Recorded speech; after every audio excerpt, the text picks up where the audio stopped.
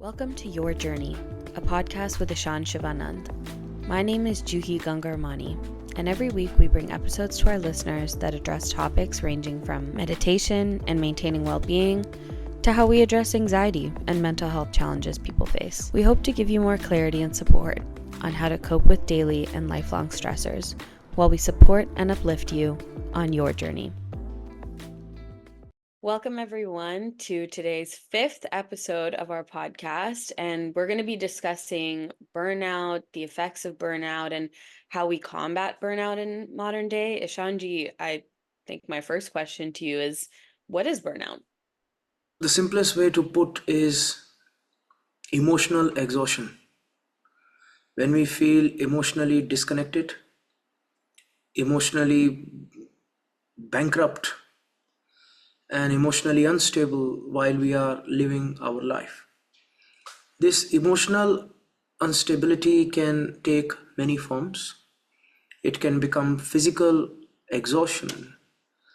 It can be physiological symptoms, headache, gastric problems, constant feeling of being tired, chronic fatigue.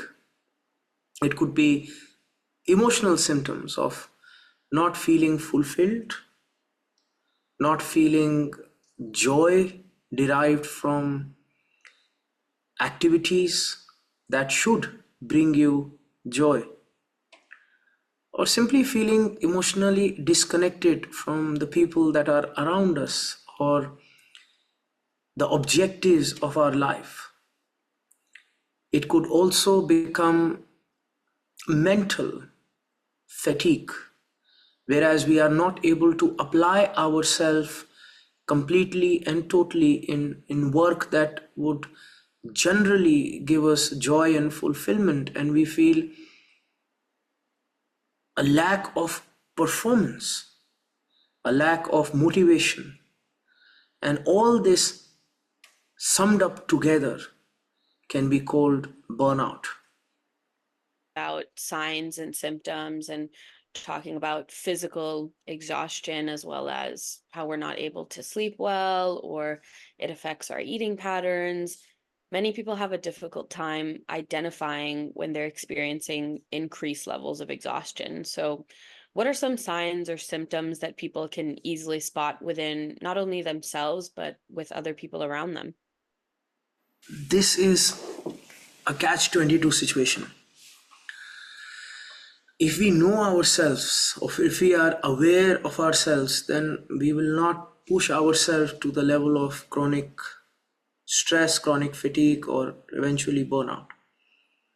It is because maybe somewhere down the line we prioritized everything under the blue sky except us, that we are starting to feel these emotions. Because if you are right now here listening about burnout or reading about burnout, then understand this: somewhere you have been affected by burnout, because otherwise, why aren't you on YouTube looking at pretty kittens doing naughty things? It is because somewhere there is something inside us telling us that this life that we are living, it is not sustainable. This health that we have procrastinated for so long, we must make qualitative, quantifiable actions so that we can bring some massive change in how we approach, perceive, and react to life. If we are starting our day and the first thought in our head is, not again, that means somewhere we have been affected by this chronic stress, because the human experience is supposed to be a cognitively beautiful experience. In Eastern theology, we are taught that all animals are tied down by their set pattern actions. by the behavior that is encoded in their DNA. We are bound by the laws of species. It is only the human being that has the ability to set himself free through the power, through the gift of his awareness and his mind. A human being has the ability to play God, invent, create, feel, experience thoughts, emotions that none of the species around him are privy to experiencing. A gorilla can look at Michelangelo and not feel anything. But a human being has the ability to be moved. Now imagine not being able to live your life as a human being, completely disconnected from the emotional joy, wonder, curiosity, and amazement that you deserve to feel, something that is your birthright as being born as a Homo sapien, as the species in which we are in. And how we can know we are burnt out?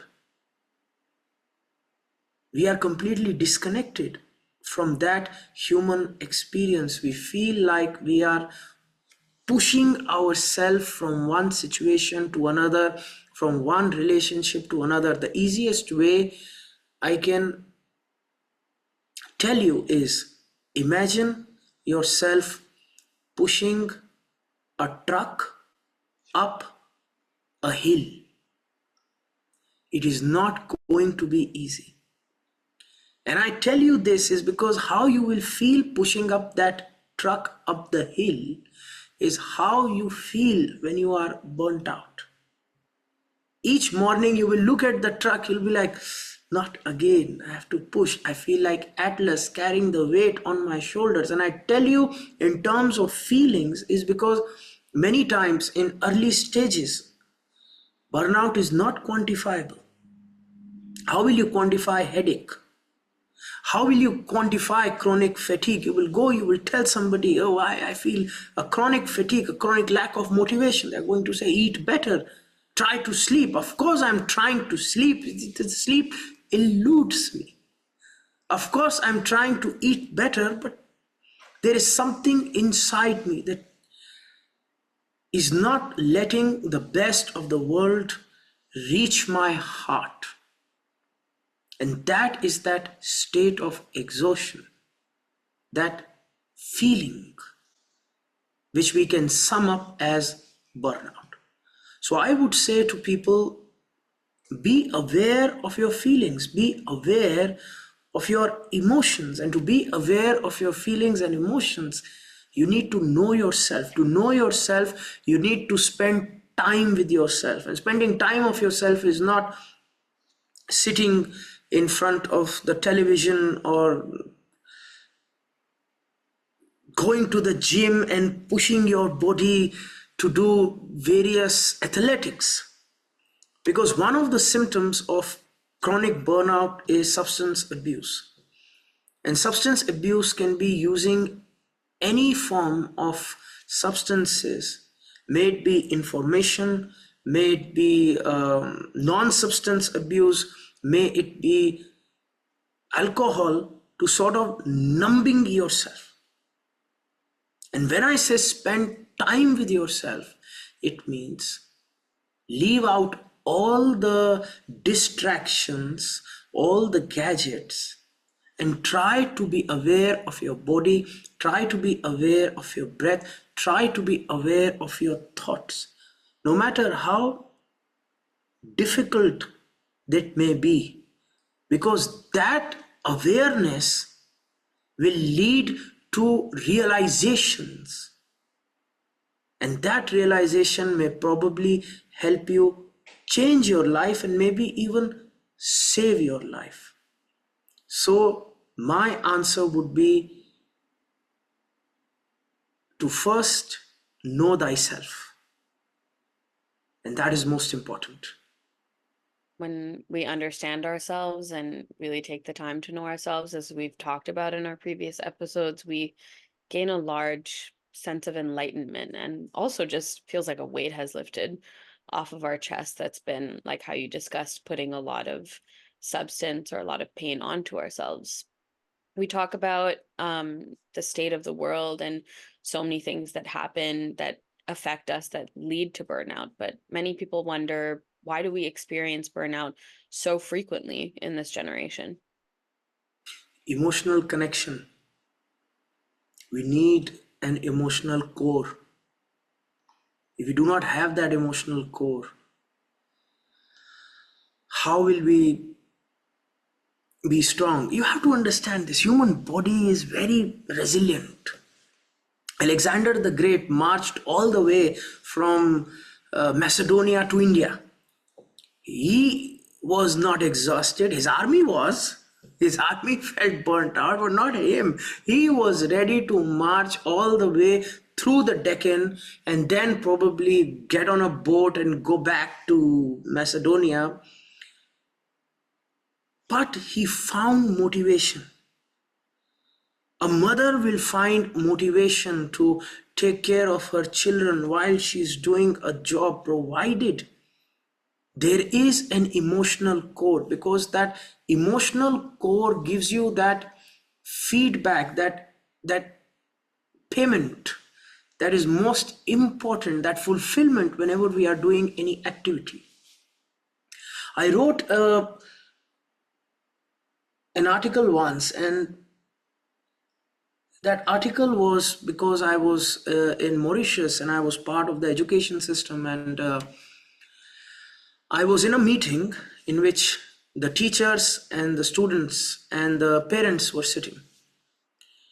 And the parents were trying to put the blame of the students' failure on the teachers, and the teachers were trying to put the blame of the student on the parents.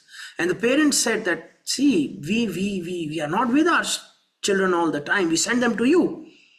And 8 hours a day, the child is with you, then we are working, and then probably 2 hours we spend with the child. Of course, we are not to blame, you are to blame. And the teacher says the child is just few hours a day with us in school, then what he does in his life, we don't know.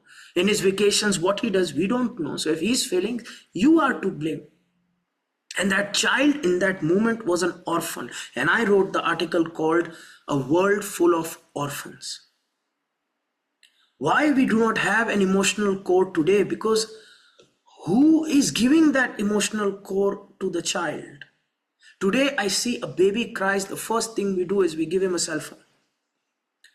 A mother is sitting with her friends in the morning, having some breakfast, talking nice things, and the child is crying. Who wants to shut the child up with reason and thoughts and talk? Simple. Let Choo Choo TV do the honors. Let Dave and Eva do the honors. Let Masha and Bear do the honors. And the child is simply given this thing that is so distracting, all lights and glitters and sounds, and the child just numbs himself like an heroin addict being given a dopamine fix. So what is the child learning? Whenever there is any form of emotional instability, look for a dopamine fix, and that will somehow numb you, and for that time being make the pain go away. And the child lives his life like that, because earlier times, why so much burnout did not exist? Because we spend time making that emotional core. It could be made through family, it could be made through long lasting friendships, it could be made through religion. Because religion also was this place of community where you would go, you would meet your neighbor, you would interact with your neighbor, you would love your neighbor. So there was this form of attachment to that community. Today, people without emotional core live in complete isolation. I was watching a show in America. It was about COVID and this and that, and about preppers who prep for the time when shit will hit the fan and things will go bad. And the guy is saying, if things go bad, I will eat my neighbor. And I'm thinking, what? That is his first response to when things go wrong? Eat your neighbor. Not just I will eat my neighbor's tomato, I will eat my neighbor's broccoli. No, straight away I will eat my neighbor and feed him to my children. And I'm thinking, what kind of world? When forget about community attachment. But in our isolation, we are fantasizing when things will go bad, we will eat the neighbor. So the most important thing is, what are we doing to develop that emotional core? If we want to actually live a life that complements this human experience, we must have that connection, that stability, that foundation, that ability to love, that ability to create value for the things that we do, even our job. So many children, I ask them, do you like what you do? They said, no, we are doing just so that we can survive. There is no fulfillment doing the job. And they are telling me that this job we are doing, 10 years, AI will take over. So what's the point of valuing the job, because our employers don't value us? So we do the bare minimum that is expected. We are paid the bare minimum that is necessary, and that's about it. So imagine investing so much of your life in doing things that has no emotional trigger. Then of course, burnout will happen. Emotion is energy in motion. Emotion is life. If we find ways to anchor our emotions, then that emotion will give us strength and power and the ability to push ourselves in a healthy manner. But take away that emotion, take away that connection, and what will happen to us is what happens to a tree if you kill its roots. It may look beautiful today, but it will wither and die sooner or later. Yes. I like the way you described the tree, because it's the same as how we nurture ourselves. We have to give it water, sunlight, connection. That's the same core values as to And how our we focus on logo ourselves. and the logo of our podcast is a tree. Yeah. Exactly right. We've talked about, in previous episodes, we've talked about how there are many ways to practice self-love and practice nurturing our tree when going through tough times. One thing that people always ask is, how can I sit here and say this to myself, that I deserve this and I deserve self-love? What phrases or actions can we use to be kinder to ourselves? You must learn to celebrate things. Celebrate the little things. The little things is where the life is going to be. I was talking to a mother right now, and her son was giving a taekwondo belt test, and he won. He got promoted, but the mother was unhappy because the son was the weakest in the class. So the mother was comparing the son to all the other students, and she was feeling bad, because I'm sure she must be thinking of what other mothers are thinking, and every mother wants her child to be like a show pony.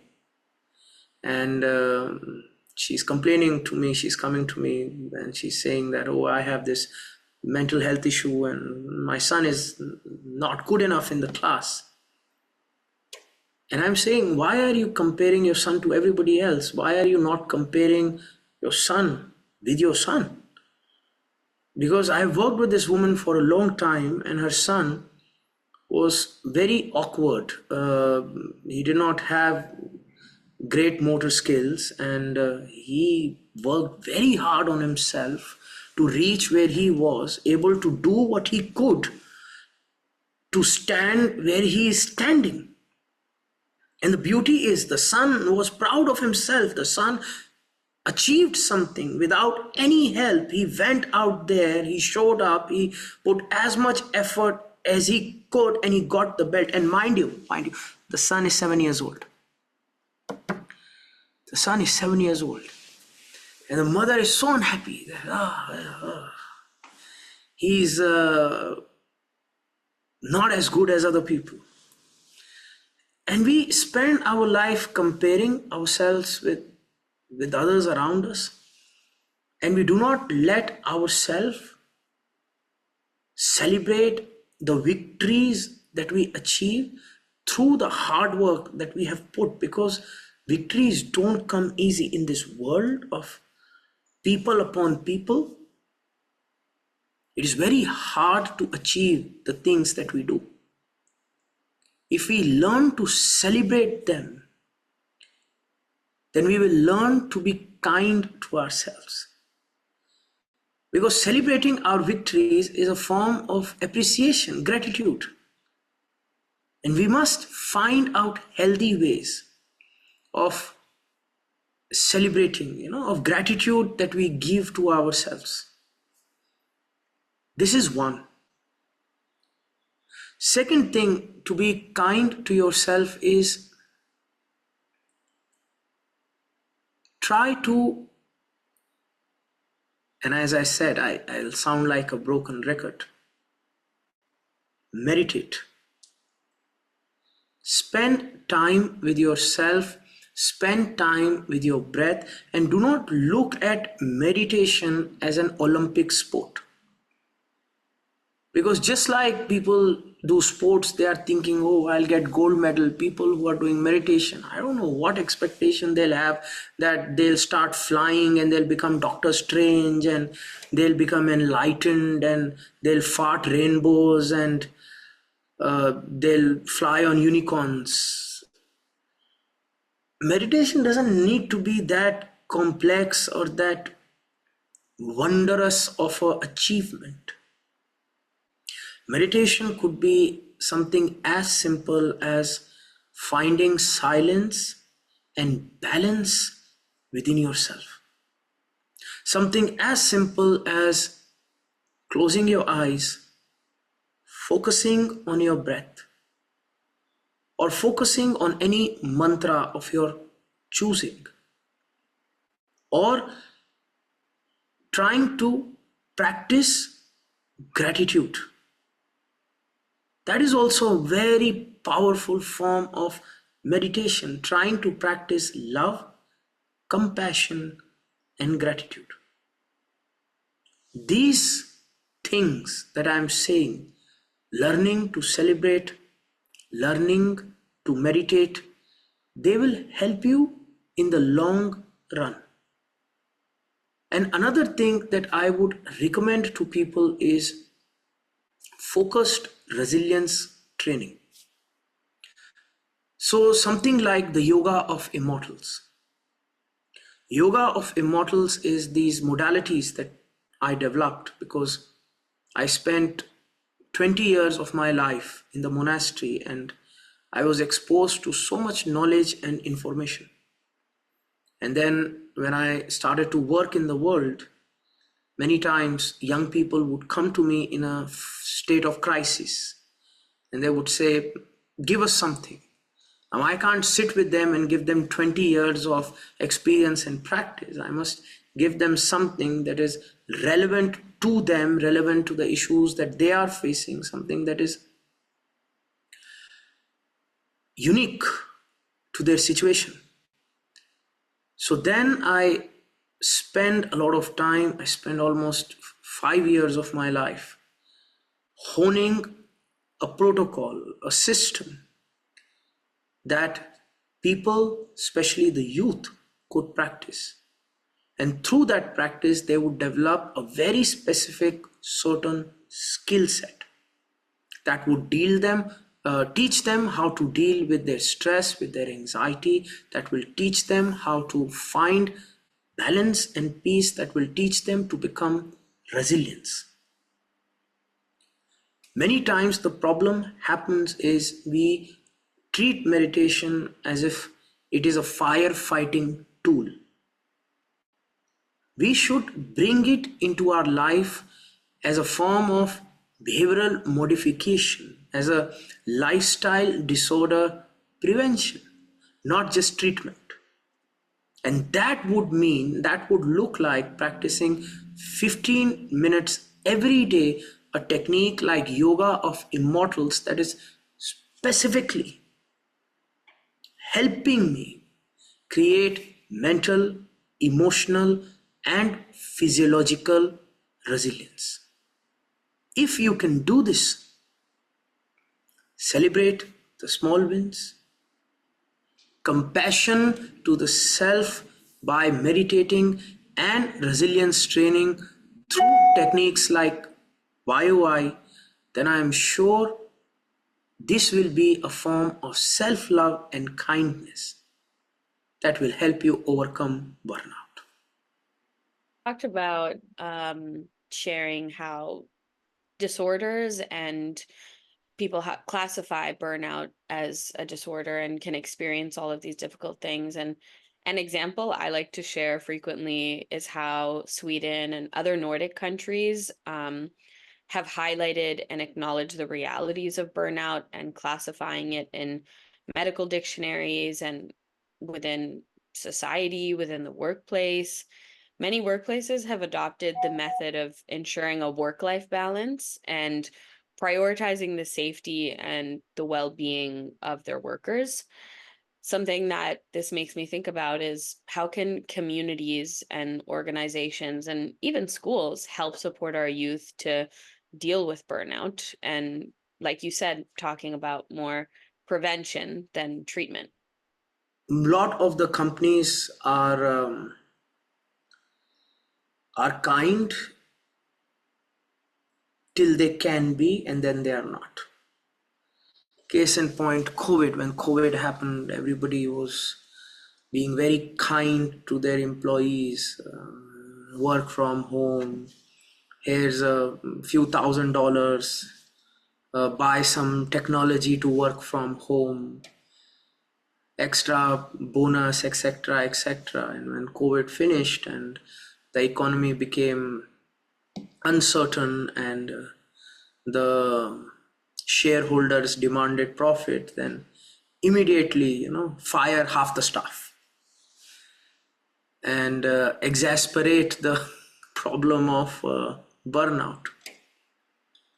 People like to give examples of Nordic country. Yes, very nice, very good, but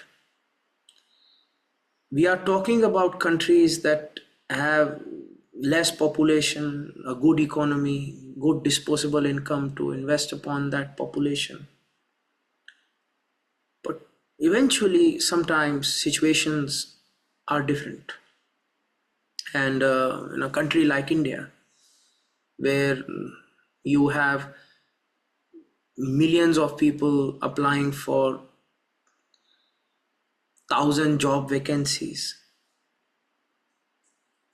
how would you want to create a culture of support when it is already a culture of cutthroat? Because million people applying for 1,000 job vacancy, things become competitive quite fast. In a perfect world, of course, I would want at least some legislature. And again, I'm saying legislature. I can't expect companies to act out of the kindness of their heart, because I've seen companies, until and unless legislature is created, try to milk the cow till its death, so to speak.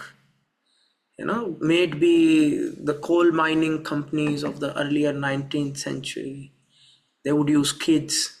They used because they could, for as long as they could. Job safety happens when legislature puts an impact, a weight on the capitalistic companies that, hey, you can't do this anymore. And that is where governance comes into play. That is where a redefinition of what it means to be successful comes into play. That is where a whole shift in the society must happen. That is where faith must come back in society, family must come back in society. Grounding when it comes to emotional stability and meditative nature must come back in society, because if we say that, oh, make good legislature, and in that legislature we want a good work-life balance, then a work-life balance would mean that everybody has what they require, what they need.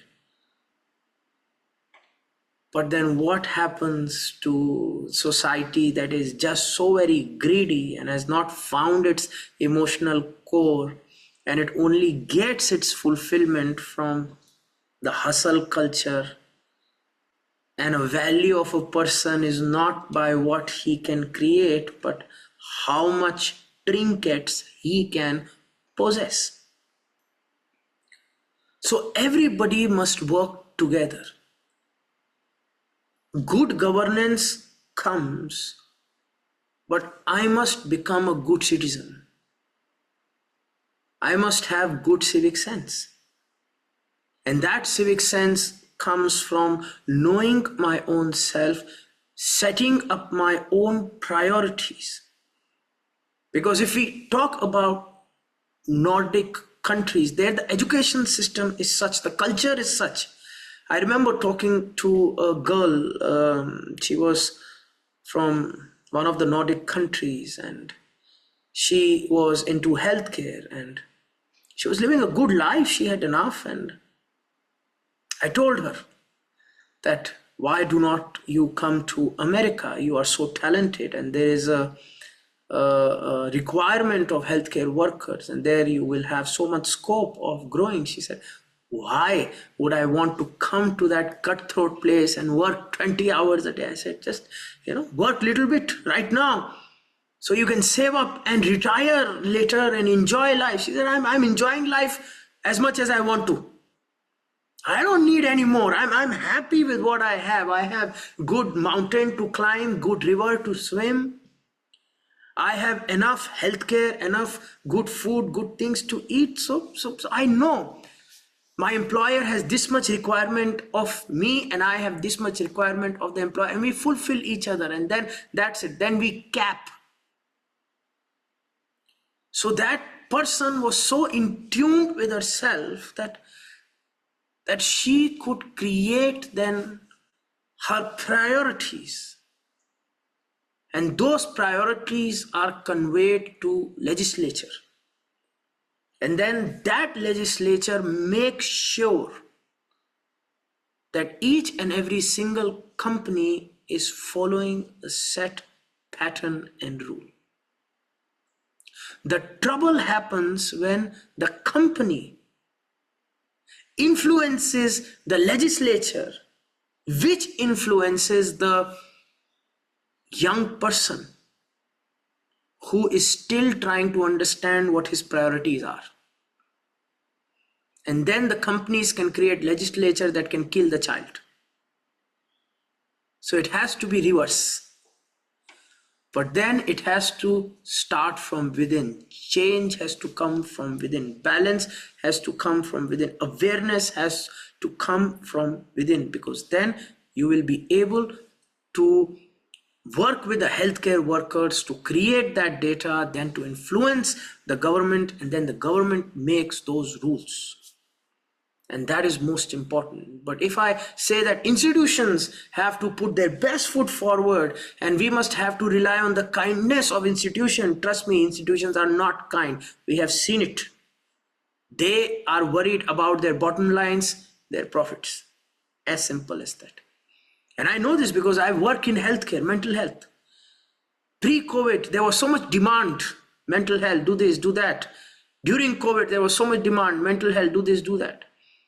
And when the economy went up and down, now nobody wants to work with mental health professionals. They say, no, do it in your own time, not in the company's time. In company's time, you make us money.